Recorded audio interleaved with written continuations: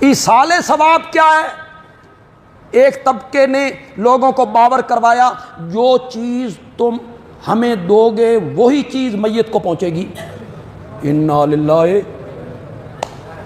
تو وہ جناب کہتا ہے میرے بابے نو قیمہ کریلا بڑا پسند سی، اب قیمہ کریلا بنا کے مولوی صاحب کے گھر بھیجا جا رہا ہے اور خوش ہے میرے بابے کو پہنچے گا، بابے کو نہیں پہنچے گا مولوی صاحب سے۔ دوسرے طبقہ ایک آیا، اس نے کہا ایصال ثواب ہے ہی کوئی نہیں، چلو جی بس جو مر گیا سو مر گیا، جو عمل کر گیا سو کر گیا، اب آپ قرآن پڑھ کے بخشیں یا کچھ کریں اس کو کچھ نہیں ملتا۔ دونوں نظریے غلط ہیں۔ میں جو نظریہ آپ کو بتا رہا ہوں وہ عین شریعت کے مطابق بتا رہا ہوں اللہ کے فضل و کرم سے۔ ایصال ثواب دعا ہے، دعا کیا ہے؟ دعا۔ کیا میں نے 1000 روپیہ کسی غریب بندے کو دیا،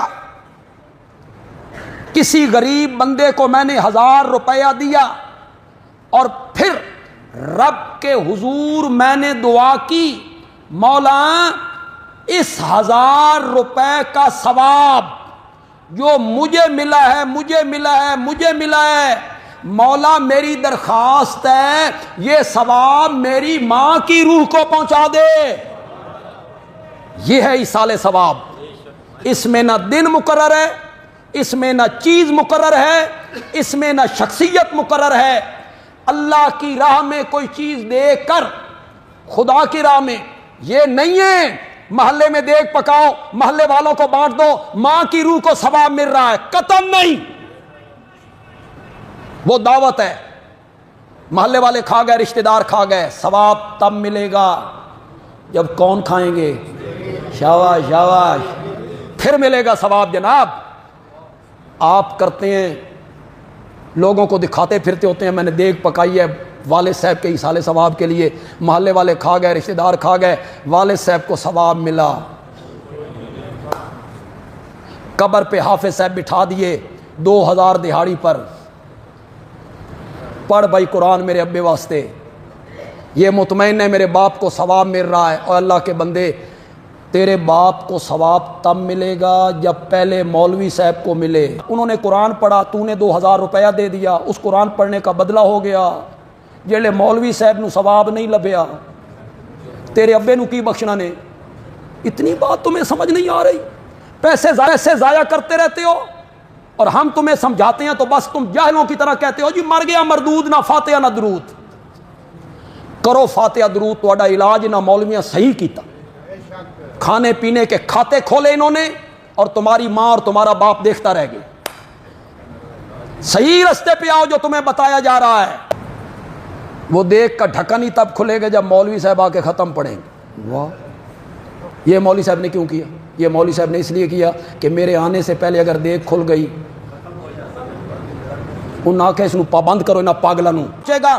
بندیالوی کہتا ہے ایک بندہ دیگ نہیں پکاتا، نلکا لگواتا ہے، نلکا رستے پہ نلکا لگوا دیتا ہے، لوگ گزریں گے یہاں پانی کا انتظام نہیں ہے، پانی پئیں گے میری ماں کو ثواب پہنچے گا، نلکا بھی آ گیا، پیپ بھی آ گئے، مشینری بھی آ گئی۔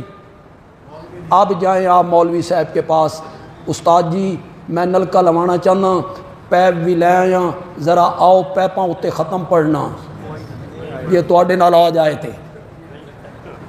اگر تیرے نلکے لگانے اور پیپ کا ثواب بغیر مولوی کے ختم کے پہنچ سکتا ہے نا تو دیکھ کا ثواب بھی بغیر مولوی کے ختم کے۔ تمہیں ہم سمجھاتے ہیں تم سمجھتے نہیں ہو، اور یہ دعائیں مانگتے ہیں اللہ کرے تم مرو۔ جیندیاں تسی دیڑی کوئی شے نہیں، جیندیاں بابے نو بھی گھروں نہیں کھوانا، نوواں نہیں کھوانا۔ بابا مر گیا تو اب اس کے لیے یہ زندگی چ اس بابے نو کھوانا شروع کر دیں تو شاید بابا مردہ بھی نہ۔ زندگی میں اس بیچارے کو پوچھا نہیں، پیچھے سے ایصال ثواب ہو رہا ہے، مولوی صاحب کے گھر روٹی جا رہی۔ 40 دن مولوی صاحب کے گھر روٹی گئی تھی، 40 دن چنگی چوپڑی ہوئی، پراٹھے شراٹھے ہر شے، 40 دن 40 دن مولوی صاحب کے گھر والوں نے اچھی طرح روٹی کھائی، 40 دن کے بعد بند۔ تو مولوی صاحب کے بیٹے نے پوچھا، بیٹے بچے تو معصوم ہوتے ہیں، بابا وہ روٹی نہیں آتی؟ کہ بابا پتر اے 40 دیہڑے آندی ہے۔ تو دوسرے دن بیٹا کہتا ہے، ابا اے چودھری وت قدم مرسی،